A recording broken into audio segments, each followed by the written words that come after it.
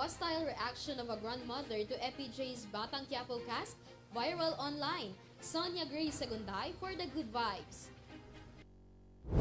Balitang Good Vibes is back. Let us all watch the reaction video of a grandmother that went viral online.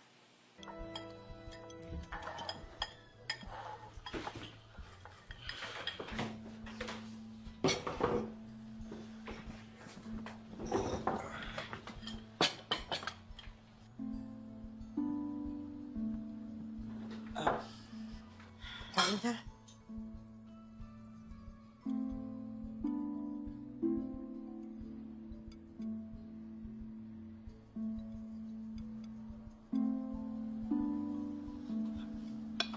Nilutuan pala kita nung paborito mong adobo, yung maitlog. Ayan. Di ba paborito mo yan?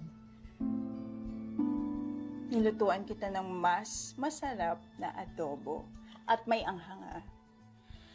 Adobo sa gata.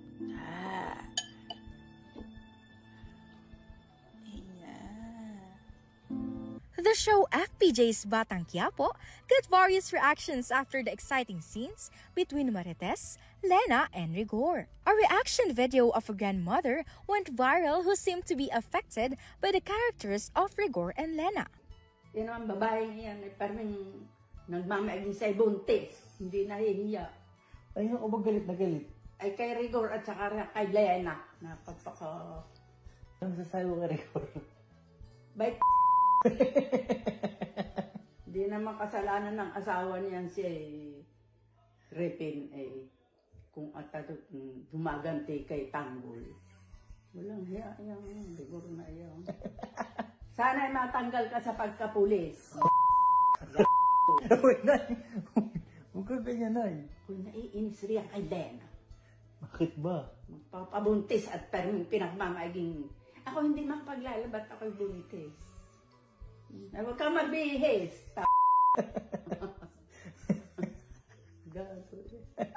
It can be seen in the video the reaction of the grandmother who is affected by the show and gets annoyed with the two antagonists. A netizen also commented on this viral video saying, "Nanay, huwag kang ma-stress sa pinapanood mo. Palabas lang yan at baka ma-high blood ka."